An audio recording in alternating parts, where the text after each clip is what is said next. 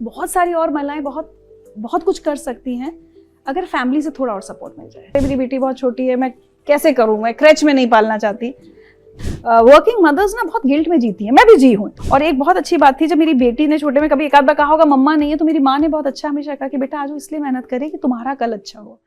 नमस्कार, मैं परिमल कुमार और किडोक्रेसी के इस प्लेटफॉर्म पे आपका बहुत बहुत स्वागत है। आज हमारे साथ बहुत ख़ास मेहमान हैं और ये किसी परिचय की मोहताज नहीं, ज़िंदगी विथ ऋचा अनिरुद्ध जी हमारे साथ हैं।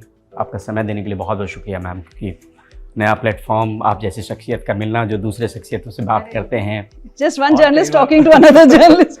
कई बार ऊर्जा देने वाली स्टोरी होती है, मोटिवेट करने वाली स्टोरी होती है। हमारा प्लेटफॉर्म उन पेरेंट्स को लेके है जो जिनके बच्चे 0 से 18 साल के बीच के हैं। तो आज ज़िंदगी विथ ऋचा अनिरुद्ध के साथ उनकी ज़िंदगी में झांकने की कोशिश, और ख़ास तौर पे एक बेटी के तौर पे, एक माँ के तौर पे भागदौड़ वाली ज़िंदगी रही है, उसमें परवरिश कैसे की अपनी बिटिया की?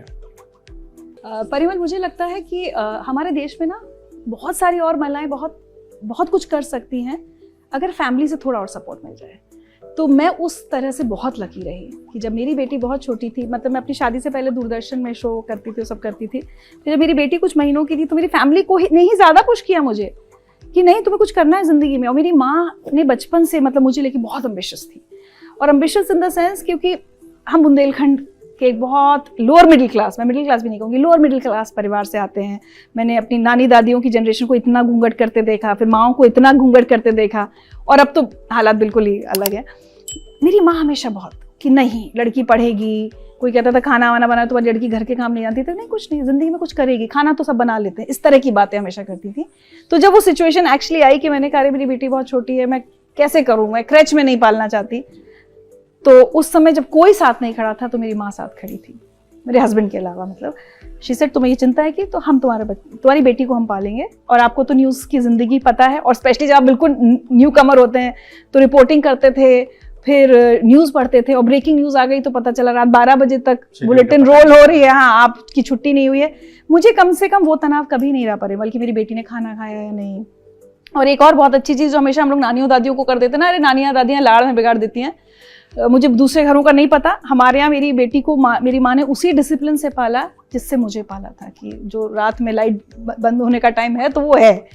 और आप, हाँ, हमारे यहाँ 9, साढ़े 9 के बाद तो नहीं। और आपको एक बड़ी इंटरेस्टिंग चीज़ बताऊं, जब मैं लेट नाइट बुलेटिन करके आती थी तो कई बार क्या होता था, सुबह नींद नहीं खुलती थी, और सुबह जब नींद खुली तो बेटी स्कूल चली गई, तो वो गिल्ट एज अ मदर तो है ही ना। तो मैं एक दिन माँ से कहा कि इसको जल्दी क्यों सुला देती हो, इतनी जोर से चिल्लाई वो मेरे पर, मुझे आज तक याद है। बोली तुम्हें उससे मिलना है तो तुम एक बुलेटिन कम करके जल्दी आओगी, वो तुम्हारे लिए रात 10:30 11 तक नहीं जागेगी।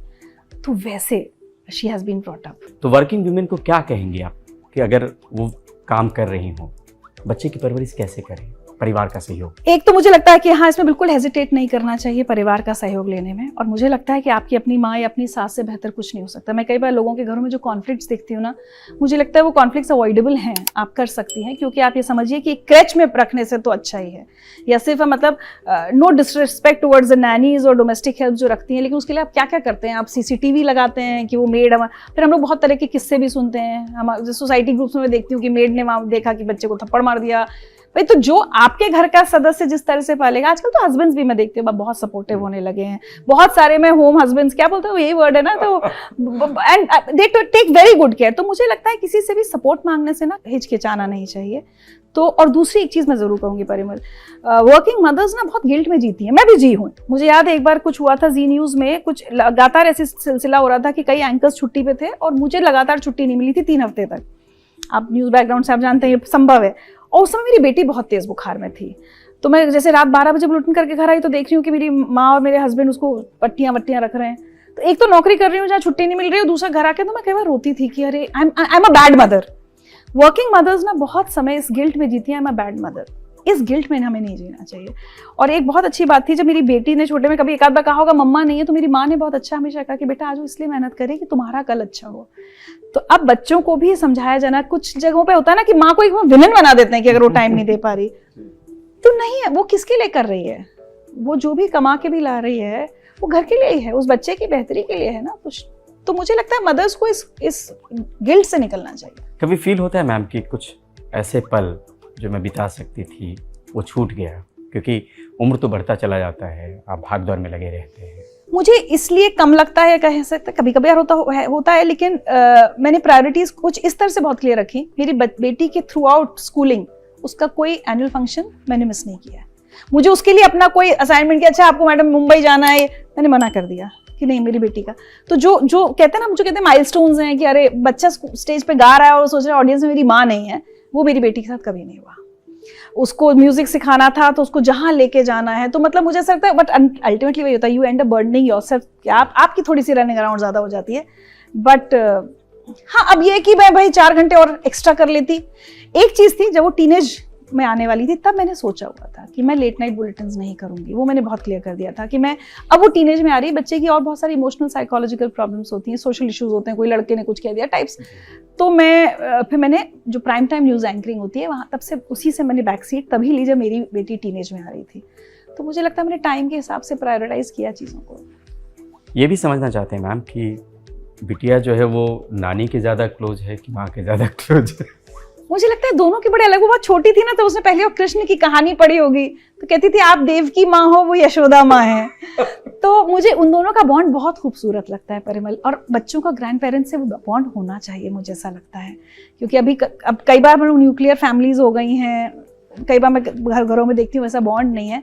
मुझे अच्छी चीज़ ये लगती है कि मेरी बेटी आज उस ग्रैटिट्यूड में है कि जब मेरी मम्मा बहुत काम कर रही थी तो माँ ने संभाला। तो अब अभी my mother is a cancer survive, मतलब she has cancer right now, the way my daughter takes care of her, you have to see. और कई बार बच्चों की बहुत छोटी छोटी चीज़ों में संस्कार पता चलते हैं ना। तो मुझे याद है जब मेरी माँ की कैंसर सर्जरी से आई थी, तो एक कोई देखने आए, तो उन्होंने कहा अरे सुना है तुम अपनी नानी की बहुत सेवा कर रही हो।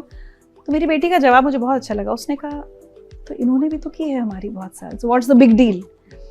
तो कई चीज़ों में मुझे लगता है जैसे अगर मेरी बेटी और मेरी भतीजी दोनों को अगर कुछ खाने का डेलिकेसी चाहिए तो मुझे पता है कि वहां से मिलेगा, इनसे कुछ नहीं मिलने वाला। ये तो डांट के कह देंगे जो बनाए खाओ, वो नखरे माँ उठाएंगी। कुछ चीज़ों में वो ऑब्वियसली उसका बॉन्ड मुझसे होगा।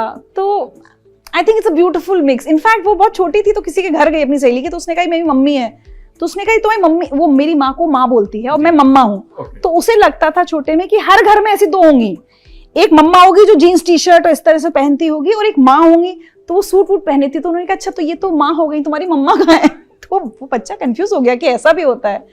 सो मुझे ऐसा लगता है कि she is been brought up very beautiful.